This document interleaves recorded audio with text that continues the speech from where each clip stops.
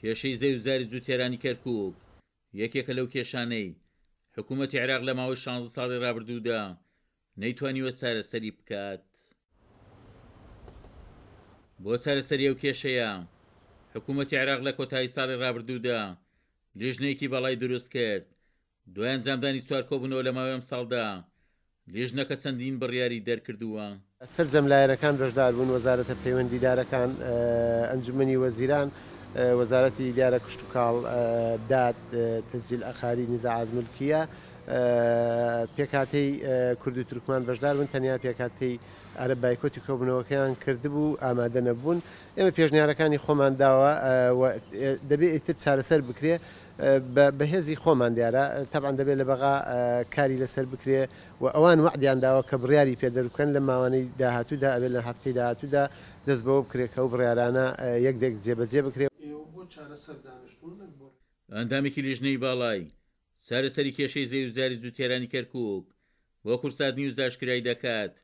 چەندین ڕاستپاردە گەڵاڵە کراون بۆ چارەسەری کێشەی زەوزاری زوو تێرانی کەرکووک. کۆمەڵێک حلولمانداناوە. حلولەکان ئەوەیە کە ناوچەی کەرکووکمان کردوتە منطقەیەک پێوترێ منطقەی داخراو کە هەموو نەتەوەکانی کووردە، منطقەیەک کە پێوترێ مختەڵەتە. منطقە داخراوەکان ئەوە ئەگرێتەوە شوان و قەرهەنجیر و ئەو شوۆنانە ئەگرێتەوە لەگەڵ پردەیە حەویجە ئەگرێتەوە.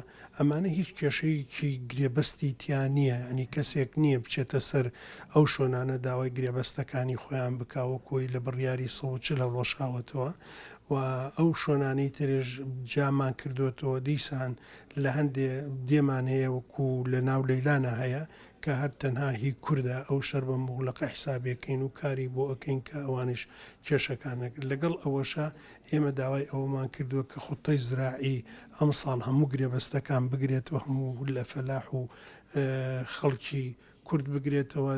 وەک چاودێرانی سیاسی ئاشکرای دەکەن سەرباری بایکۆتکردنی دواکۆبنەوەی لیژنە باڵاکە لەلایەن پێکهاتی عەرەبی کەرکووکەوە لە ئێستادا تۆپەکە لە گۆڕەپانی ئەنجومەنی وەزیرانی عێراقدایە تاوەکو زەوزارە داژیکراوەکانی کەرکووک بە پێی دەستوری هەمیشەی عێراق بۆ خاوەندارە ڕەسەنەکانی لە زوو تێرانی کورد و تورکمان بگەڕێنێتەوە.